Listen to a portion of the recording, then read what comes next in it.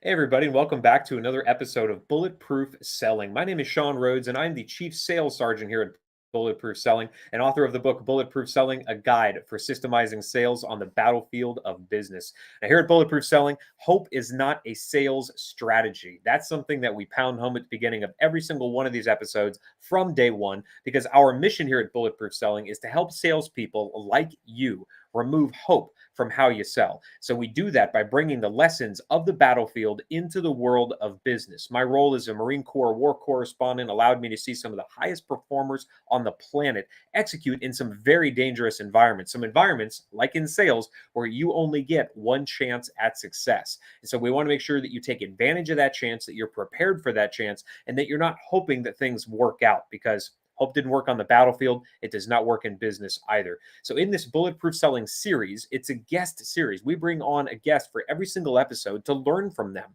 And over the course of the last couple of years, we've been able to speak to Hall of Fame speakers, best-selling authors, people that were running multinational sales teams, and folks, of course, that are out there working with salespeople and facilitating their success. Every single one of my guests gets to build a sales system with me, a sales system that's not just meant for the people in their industry, but that anyone can use, no matter the size of your goals or the size of your team. Now, in the world of sales, intellectual property is one of the biggest pieces of value that we can offer our prospects. You think about getting on the phone, having a Zoom meeting for the first time. If you don't prove yourself valuable very, very quickly, before the sale is made, you're probably not going to progress very far in that sales cycle. And this is especially true for those industries with longer sales cycles, industries where it requires a little bit more trust to be built between you and your prospect before you can turn that prospect into a customer.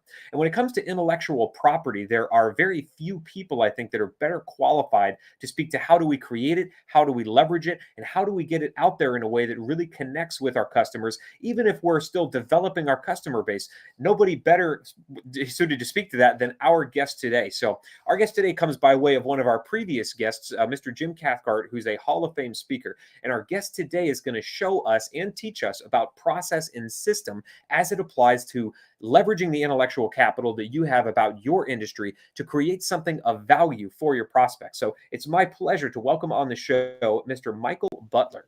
Sir, welcome to Bulletproof Selling. Well, it's great to be here, Sean. Ever since we had you on the Publisher podcast last month, we've been getting a lot of great feedback around bulletproof selling and just the concept. So really honored to be with you today and speak to your viewers and listeners. And now, today, Michael, I know you're the head of a publishing house, but you're also somebody that's responsible for leveraging intellectual property in a sale for every single one of the books that you sell. So I'd love to learn a little bit about the journey that brought you there, how you ended up in the professional speaking world, how you ended up as the head of a publishing house. That's a really niched industry. And, what you really are doing today to help salespeople and to help entrepreneurs get their message out. You know, the internet's a funny thing, Sean, and that's a great question because a lot of people thought that the internet was going to kill publishing and that readership was going to die. So back in the 90s, I was telling everybody to think like a book publisher. And after Y2K, I was telling everybody to think like a movie producer, because when it comes to growing and building your brand globally, you've got to think like a strategist. And you being a former war correspondent know this, and you've been teaching it for years. Is readership is not dead. And it was really the printing press that brought the world out of the dark ages and brought the Renaissance. And so what will the internet do? What will your book do? I was a pastor for 14 years. And then when I went from the ministry into the business community, I went into direct sales and network marketing, where I was training and leading sales teams for a decade. And that's where I was telling everybody, if you wanted to build a prosperous business, and we did really well in that space, in the health and wellness space and in the technology space of telecommunications, is you wanted to adopt a nonprofit, you wanted to get on stage, and you wanted to write a book. And actually 10 years ago, working with one of our authors who had written a book on human trafficking, we were the first person to tweet out an entire book on Twitter, and she ended up getting a movie deal through Title Card Pictures out of Vancouver. They optioned her movie or her book for a short that went on to become a movie. And so when it comes to building a brand, you want to think as a strategist, you want to be top of mind everywhere. And I like to tell people, Sean, that the book, for those in real estate, it's like the anchor tenant for your online business. The book becomes the credibility piece. And one of the pieces that did that for me was finding the speaker's edge. You know, we deal with a lot of speakers. We've published 715 books in 49 countries in the last 6 years. And so we work with a lot of speakers, a lot of authors that want to be speakers. But what we found was that our target market was speakers, marketing companies, and women's organizations. If you know where your customer is shopping right now, if you know what podcasts they're listening to, and you know what books they're reading, you can be in the funnel for them so that you're strategically positioned to be in their, not their rear view mirror, but their forward view mirror before they ever need you. For example, if I'm a realtor, I want to be talking to people about how to stage their home for optimal value. I want to be talking to people about how to improve their credit. If I'm the go-to person at the chamber on how to improve your credit and stage your home, I'm probably going to get the listing. I love it. So something that you mentioned was being in the foreview, and one of our past guests phrased it so brilliantly that I keep having to bring it back. It was the idea of not asking your prospects what's keeping you up at night, but knowing what should be keeping them up at night, and being the one to show up with that value to help them better prepare for the future. So I'm curious, for salespeople that maybe the most writing they've ever done is an email. What does a book have to offer them in a world where people aren't, like you said, they're not really buying books in the traditional format anymore? Barnes and Nobles keep getting smaller and smaller, and every one that I've been in the last couple of years. So they're selling fewer books because most of that work is moving online to Kindle, to EPUBs. So if I'm a salesperson, most I've written is an email. What does a book have to offer me in the way of helping me promote my brand or getting in front of more prospects?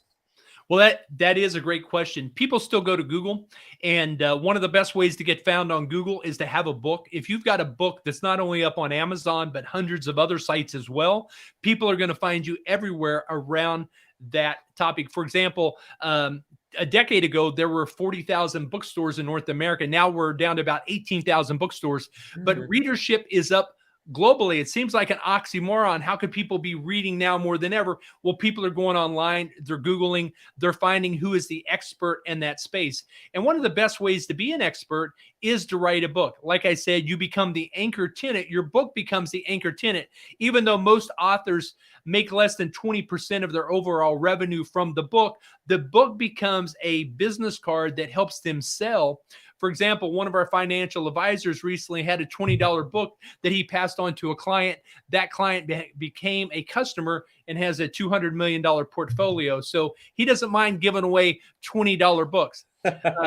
You're 68% more likely to get the news media interview if you're an author with a book, and 38% more likely to get the stage gig if you're being interviewed or considered to speak on a stage or to do a workshop, because you are an author, because you made the investment in a book. Even if people don't read your book, you're perceived as the go-to expert because you wrote the book on that. So really, as an author, you want to think about, even if you've been trying to write your book for 5 years, you might consider a ghostwriter. The best way to be an expert is to own the stage. When you own the stage, you are seen as the expert. You don't have to have the deepest level of knowledge or even the longest history of knowledge on the topic, but the fact that you own the stage. For example, you're interviewing people on your podcast about a topic. In this case, Sean, you're interviewing people about selling. You are the Bulletproof Selling expert, and you've written a book on it. So when I Google Bulletproof Selling, you're the guy that comes up. Yep. And so you mentioned something about sales and being the content matter expert, the people that folks are reaching out to for their challenges. Because in sales, we may be selling heavy equipment, we may be selling widgets, whatever it is that we're selling is not the thing that people are buying. They're actually buying a solution to a problem they have.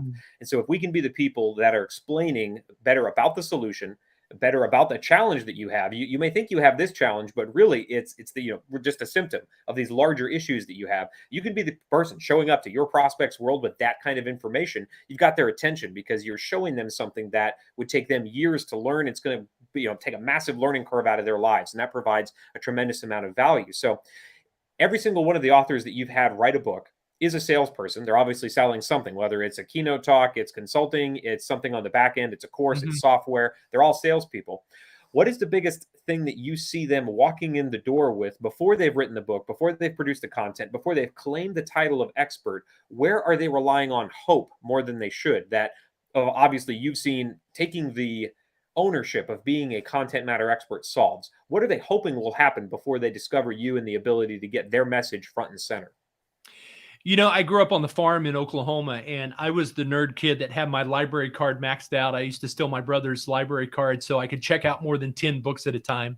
And it was the librarian that saw me as an 11-year-old kid that stuttered and had lost my self-confidence because I was getting made fun of as a stutterer at school. She gave me a book, Sean, by an 11-year-old author, and that book changed my life. I don't remember the title of the book. I don't remember the author's name. I just remember the picture of a yacht and a sailboat on the front of that book. And I remember looking up in the pasture, laying in the pasture, looking up at the sky, reading that book on my family's farm, and a plane would fly over. And because of that book and the hope that book gave me, I said to myself, one day I'm going to fly in planes all over the world and write books and speak to people. So what a book is, it is the seed. And so for me, hope is not a strategy because my dad grew up on a dairy farm. He raised us on a farm. He wanted my brother and I to work. And so in Oklahoma, we had a 1-acre farm. My brother and I all summer long, before we could play baseball with our friends, we had to work for 3 to 4 hours every morning in that farm. So we were shoveling in horse manure for fertilizer. We were watering, we were weeding, we were pruning, and then we were harvesting in the fall. So we learned very quickly that hope was not a strategy. And you said it right. It doesn't matter if you sell insurance or software or massages or chiropractic or dental. You want to give yourself a reason to be in front of your customers, and you want to be different. You want to stand out. And so there's something called touch points, where it's just not 1 or 2 touch points, but it's 20 or 30 touch points. You really need to become omniscient and omnipresent. You need to be omnipresent. You need to be everywhere. You want to be able to walk into a room, be introduced in a room, and people are like, I know you. Have we met before? And that's what you want to create. You want to create the value so that you become the top of mind go-to person. In your case, you had Jim Cathcart on your show. We're publishing Jim's 23rd, 24th, and 25th books this year.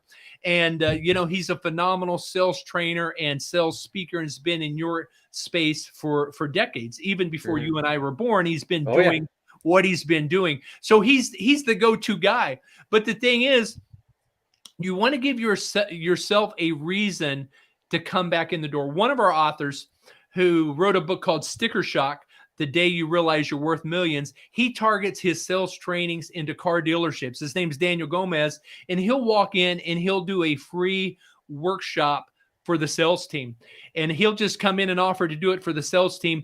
It'll increase their bottom line revenue, and then he'll pitch them on consulting. He says, why don't you hire me to come back, and I'll do the Sticker Shock program, and it'll boost your revenue for your dealership. And he's been very effective doing that by offering something free and of value, but it doesn't cost the dealership anything to bring him in. So when he comes in the door, he's not seen as a salesperson. He doesn't get the door slammed in his face, and he's a full-time speaker getting $5,000 to $15,000 an hour for a keynote, but he fills the gaps with his workshops where he provides real value as somebody on retainer. So talk to me about the way that something like this is created, because I'm a salesperson. I'm busy 8, 10, 12 hours a day sometimes. I've got lots of activity that I'm held accountable to produce. I've got to move accounts through my pipeline, get in touch with people, drive to meetings, extremely busy. How am I supposed to not write the book? Because that might be a little step too far right now. But how do I begin gathering the ideas that are going to be valuable enough to then want to put into a book or put into blog posts or go to the Chamber of Commerce and speak on? What am I paying attention to in my conversations that's going to allow me to at least begin capturing the chapter titles or the bullets for what could later become a book? Well, not everybody should write a book. And if you've been struggling to write a book for 5 years, you might be really good with people and you might be really good with the technical aspect of your craft. But just like plumbing and electrical, I bought a new house last year. And, if it needs electrical or plumbing, I'm calling an expert. I'm not trying to do that myself. I enjoy mowing the lawn for relaxation. I will hire it out when I get older. But for now, I enjoy digging in the garden, probably because I grew up on the farm. But the electrical, I'm definitely going to sub out. So you might consider hiring a ghostwriter. If you walk into a bookstore, 90% of those books are ghostwritten, and there's a reason. The reason is you want to be able to track the reader that's going to answer a call to action. You know, people write a book for a lot of different reasons. The number one reason is for credibility, the expert status of credibility of, oh, I'm hiring you because you wrote a book. About 10 years ago, I went to a chamber event. I had just moved my family to Tulsa, Oklahoma, Sean, and there were about 6 insurance agents there. And I met Jennifer, and she was the only one there with the book. And she told me a story about why she got into insurance. And when I went home that day, I made a decision with my wife. We decided to hire Jennifer to be our insurance agent. And the reason was, it was because she wrote a book. Now, I didn't read the entire book, and I never threw the book away. I still have it, but she got the business for life. We're still with her because she had a book that day. And because people do business with those they know, like, and trust. And for her, what the book did is it gave credibility. I immediately felt like I knew her. My wife felt like she knew her. So when we hired her, she came into our home and wrote several lines of insurance for us. And we've been happy with her and referring her ever since.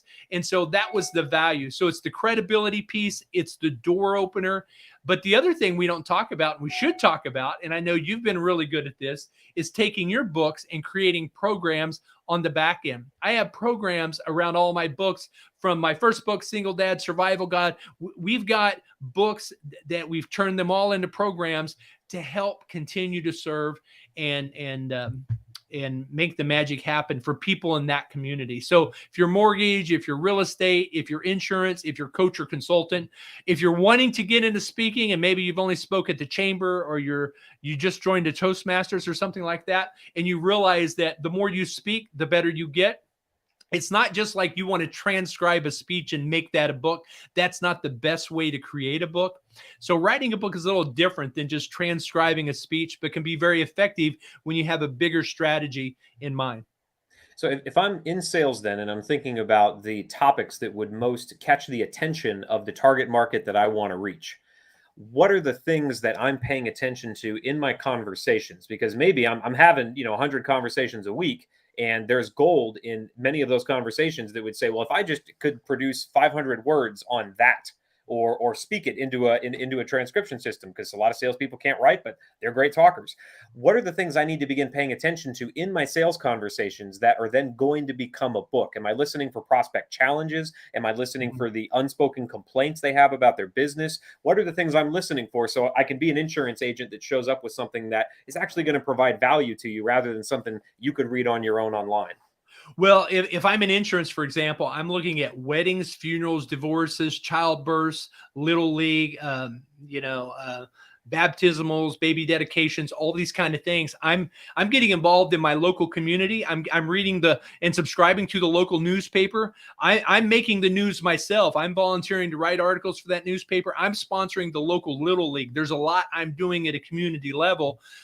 You can write some big checks. Maybe they're big checks, but they're just a few $100 checks, but you blow them up and make them real big. Those look really good in the local newspaper and the local media. It's a lot easier to get into the local newspaper than it is the USA Today. So I would say be a rock star locally, and then let your fame grow regionally and nationally. And ask yourself, what are the hinge points, and train your team and train your affiliates. We have 168 affiliates that we don't have to pay a salary, and those are our other authors. So we published 715 books, 168 authors. Every one of our authors are affiliates. They've done an average of 4 to 5 books with us, and they're out there referring business to us, Sean, on a weekly basis, and we don't have to cut them a check until we get paid. And so that's a fired up, bulletproof sales team right there that's getting paid every week, and they're bringing us clients and have helped grow our business exponentially. And so they've been trained on what the keywords are. Since 90% of our clients are women, we're looking to sponsor women's events, women's associations, women's conferences, and women's organizations. Those are good leads and referrals for us. So anytime they hear the word women, their ears perk up. But if I'm in an industry like finance or real estate, my ears are going to perk up when I hear about downsizing, when I hear about moving to Florida, when I hear about having a baby. All those things are going to cause my sales team to go, oh, I should listen up and start asking questions and taking notes, because now they're getting into the sales pipeline. It's almost time, particularly on big ticket items, right? Anybody will spend $20 on a book with somebody they don't know because it sounds good, but to spend $200,000 or $1 million on a home, that takes a little more time to kind of prep the relationship there. So the way I want to do it is give myself an opportunity, and I'm always Googling the editorial calendar of National Chocolate Donut Day, or National Healthy Pickle Day, or National Ice Cream Awareness Day. There's always a day that fits your clients.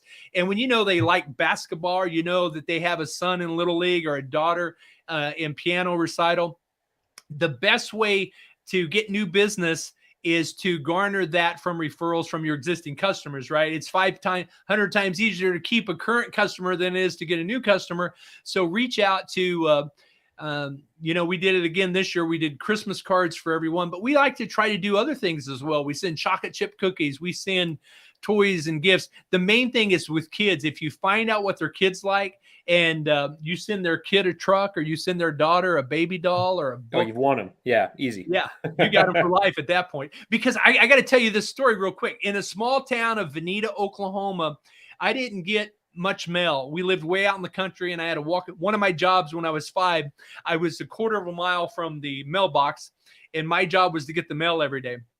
And occasionally there would be a piece of mail with my name on it, Sean. And it was always from First National Bank, because that was my parents' bank. And my brother or I would be in the paper for honor row, or hitting a baseball in baseball. And there would be maybe not even a picture, sometimes a picture if we were lucky, maybe just our name. They had an intern at the bank that would cut that out of the newspaper, laminate the Veneta Daily Journal, and mail that clipping to us. And I'm 54 years old. I've still got a scrapbook that thick with all those stupid clippings, but it meant so much, not to me at the time, but to my parents. The whole time they were living in Veneta, they never left First National Bank. It's because First National Bank knew who paid the bills, and it wasn't me. It was mom and dad. Love it. So let's build a sales system around listening for those touch points, because not only will there be an opportunity for you to provide value to your folks, if you ever have any hope of being the content matter expert in your space, as you begin to collect these, you can, of course, think, well, I've heard about market downsizing as a concern about 4 or 5 times this week. Maybe I should produce something to help my folks deal with that, because that'll give you another touch point into your prospects world. So just like in the military, Michael, when we build systems, we're removing hope from our strategy. Every new system replaces just a little bit more hope. So when we build this system, we're going to use an acronym, because we're big on acronyms in the military. We call it TRIM. So the T in TRIM is the trigger element of this system. I need to know when to pull it off the shelf. So because this is going to be around active listening for our prospects, I'm going to guess that I'm going to trigger this where I can begin capturing keywords, maybe developing content around those as I hear them, right around the time I'm having a conversation with my prospect. But I'm curious, if you're in sales, or you're one of your authors and you're thinking, what are the keywords I need to begin listening to? How do I know to just, perk my ears up in the midst of a conversation when I'm dealing with answering questions, trying to be present, trying to add value? How am I going to really perk my ears up to begin capturing keywords that could later become the topic chapter outlines of my book? Well, I love the way you're thinking, because we always train our authors to think about humans and think about search engines. When we say book titles like Bulletproof Selling, that's really about intriguing the human. And then the subtitle is always about search engines and getting the attention of search engines. So when you're thinking keywords, you're thinking like computers, you're thinking about AI. There's a lot of new AI technology out there that will help you write pieces of content. So I hear what you're saying. I would say create a video, do a blog post, do an interview, do all those things, and model that for your sales team. And I would say also recognition is very important among sales team. Even though we only have several paid sales staff, all of our sales staff, like I mentioned, is on commission. They're 1099. So it's not, even though they're not getting a weekly check from us, it's not a base salary. They're out there listening for us in the marketplace of somebody on LinkedIn or Facebook that says, does anybody know a publisher? And so you're always training yourself to add value and say, what are the 3 steps that lead to them needing us? So when you look at your different product offerings, for us, it's very simple. We're either offering publishing or we're offering publishing and ghostwriting, and we're offering it globally. So not everybody in the US can offer their product globally like we can or like you can.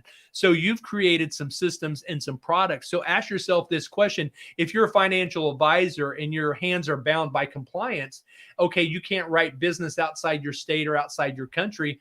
Well, if you can speak on a webinar and you can market and sell a book, and you can offer a coaching program, and you can sell a training or a mastermind, then you can get people into your funnel and train them, and they can be a part of your referral program, and they can refer back to, say, for example, I'm in the state of Texas. One of our authors that we publish is the number one long-term care guy in Texas, number 10 in the nation for long-term care, and he's big on that. Well, while he can't write in every state in the country or around the world, he's got people referring back to him to write business in Texas and Tennessee and California, the states that he can write business in. So we're all connected now because of the web. So ask for the referral. You get 0% of the referrals you never asked for. So always be asking for referrals, and then always give people a reason, and then always acknowledge and recognize. So every year we recognize our top referral partners, and we'll send them gift cards to steakhouses and, Christmas gifts for their children, and, Amazon gift cards and all kinds of things like that. So you've covered actually a bit of the next piece in this puzzle, which is the R in trim, making it repeatable. Just for the folks listening in, it sounds like the trigger is really just to develop a list of what you should be listening for in the first place, because you're having this conversation. Maybe it's a 1,000-word conversation over a course of a 15-minute phone call.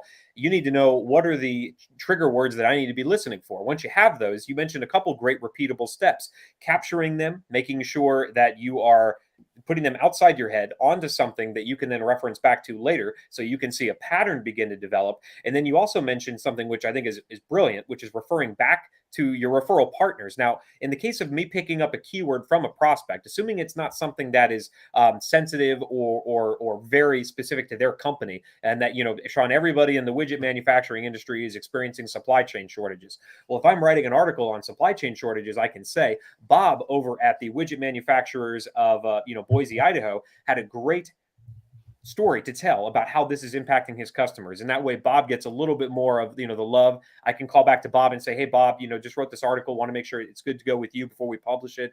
Great reasons to reach back out to a prospect. So the final piece that I want to make sure I cover in the repeatable part, though, is after I've recorded it, after I've made a note to reach back to the person that provided it, what are the things that I need to begin doing? Give me a 3-part process here, Michael, because I know you're going to be good at it. Give me a 3-part process for how I can then take a challenge that I hear and produce something of value for the people that I know I'm going to encounter next week that are probably suffering from the same thing. What 3 steps do I need to walk through? I'm big into duplication. I'm big into video, because pre-internet, we used to always say in our companies that if I got a question, more than 3 questions, I printed a brochure on the topic, because that was a frequently asked question. And if me and my sales teams are getting those same questions, you know what they are, is do a short video, do a 3-minute or less video where you can address it, and then drive them to a blog post where you have that video embedded, and then let your sales team have access to that. We have a marketing page that's in-house that our sales team has, so that when people deal with these top 10 questions, we have videos on that we can send out all the time. Because once those frequently asked questions, which are normally sales objections, we handle all the sales objections. Once the reader and listener and the prospect has had a chance to go through those, they're pretty much ready to get on the calendar and ready to buy. And so if you've dealt with those in a video and you covered it between, I say less is more, start with 3 minutes. And if they want to do a longer version of it, you got somebody that wants 10 minutes or more, they can jump back on the calendar. And if it's something you get consistently, do a deep dive and do a 10 or 15 minutes where you can really cover that aspect if it's very technical. But I think it's all about duplication. It's all about creating the video, and it gives you another reason to get back in their inbox and say, Sherry, after you mentioned this last week in our meeting, or I noticed your comment in the email. Here's a short video I did on this. See if this addresses your concern. And if you want to circle back, and then we can talk more about it. It just gives you a reason to get them back on your calendar, because, some people are going to take more steps than others. Some people, like myself, I know pretty quickly what I wanted because I already did my research. You're selling me something. It's a $10,000 or $50,000 item. I'm ready to go. I'm saying, let's do it. Don't waste 2 more hours trying to Yeah. convince me. I know when I'm ready. Not everybody's like that. Some people are going to ask every question. They're not the decision maker. But I think if you duplicate it, if you put it in a video, if you make it rinse and repeat, so your sales team, it's another way that your sales team can train their sales team, because some of my affiliates have trained some of their some of their virtual assistants and some of their family members to become affiliates for them, is how it's worked. No, that's amazing. And so the idea of creating an archive was one of the first things we did at my company when we stumbled across this system. It sounds like you've had a lot of experience working with it as well, but having a video archive of frequently asked questions. So like you said, is company facing, not external, not prospect facing. You can have a few on your website if you know they're the super most 5 frequently asked questions from your buyers. But otherwise, these are great reasons to reach back out. So we've got the trigger, repeatable. Now the next piece of this is improvable. That's the IN trim. How am I going to improve this month over month, year over year? Because I know the challenges that I hear today are probably going to change 4 years from now. Just like back in 1999, we would never have thought that a global pandemic was a challenge that we really probably should prepare for in helping our prospects walk through. So as the world changes, what are the things that I can do to improve the way that I'm gathering this forward thinking information and making sure that I'm creating resources for my prospects? Well, you can always archive it and you can always create a course. One thing we did pre-pandemic is we had a course that was called Write Your Book in 60 Days. It sold for $8.97 to $12.97. During the pandemic, I taught it in person for free every Friday, and I had hundreds of people go through that course, and about 80% of those people finished their book, and about 58% of that group ended up publishing their book. And I said, let's just make it free during the pandemic, because if you archive it, it's a system. So it's about prospecting. It's about frequently asked questions. It's about dealing with objections. It's about what the deliverables are. It's about dealing with why your buyer wants to buy. Why do they want this item? How long have they needed it? Have they shopped around? How do you compare in the marketplace with competitors? What is your warranty? What's the results? Focus on benefits, features, and benefits. And then if you're going to stand by the product, and if you're going to give them a money back guarantee.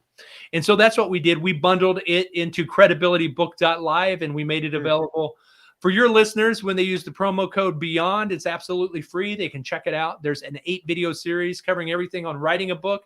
How do you come up with the title, subtitle, and the most frequently asked module is how to write a chapter in 20 minutes. If you've gone from writing a chapter in 2 years, it's taking you 2 years to not quite write a chapter, you can knock it out in 20 minutes with my formula. It's helped thousands of people at credibilitybook.live. So I say create a course, and you can create a course from a book where you just take the chapters that are in your book. You do a video on each chapter of the book, given the highlights, create a worksheet. There's your course. You sell the course. And that's what we've done. And that's what a lot of our authors do. And we encourage them to do, is to create a course out of their book, because they're serving a niche, and then you creating an online community. So really the online community becomes your brand evangelist and your affiliate partners. So the book becomes the gateway, and then your course builds the community and keeps the repeat customers and the brand building going. And for most of the salespeople out there that are thinking about this, and I'm, some of you I'm sure are thinking about a course, and you're in the type of business model where that would be ideal for you. Any entrepreneur, any solopreneur, think about a course. I'm encouraging you to do that. But for the salespeople there that are working for a larger corporate entity, a course could be just the first 3 to 5 frequently asked question videos that you put together. You could put those on a YouTube channel, and suddenly you've got a course. So you can talk to any of your prospects and say, well, I know I've sent you a video or two, but we've actually stood up a course for the things you need to look out for when buying a widget or whatever it is that you sell, the product or service that you sell. And now suddenly you can direct people to a course that positions you as even more of an expert. So that's a great way to improve what we're doing by taking what we're producing and figuring out a different way to package it so that you can be seen as a more value-added producer. So the final piece of this is the M in trim, which is measuring this. If I'm taking the time to listen in my conversations, taking the time to archive, to produce courses, to produce videos, to produce blog posts, what am I measuring to make sure that this is an effort that's worth continuing into next quarter and next year? Am I just tracking closed deals? Am I tracking pipeline velocity? What are the things I need to be looking for to see, is this worth continuing? You're tracking appointments, you're tracking Mm. prospects, you're tracking closing numbers, closing ratios, you're tracking calendar appointments. How many of those calendar appointments were booked automatically versus an appointment setter having to book those appointments?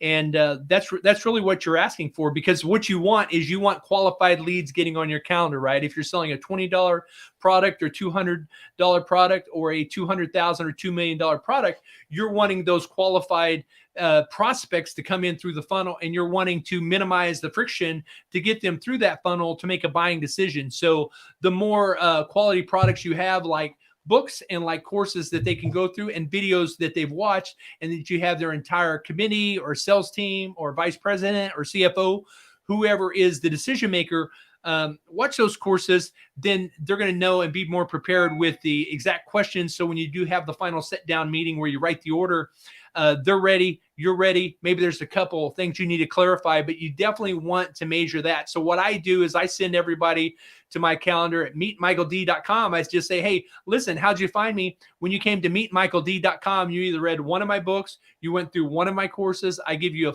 $500 value book consult for 30 minutes where you can talk about anything. If you ever thought about writing a book, you can bounce it off me. We've sold millions of books globally and published nearly 1,000 titles. So that's what we do.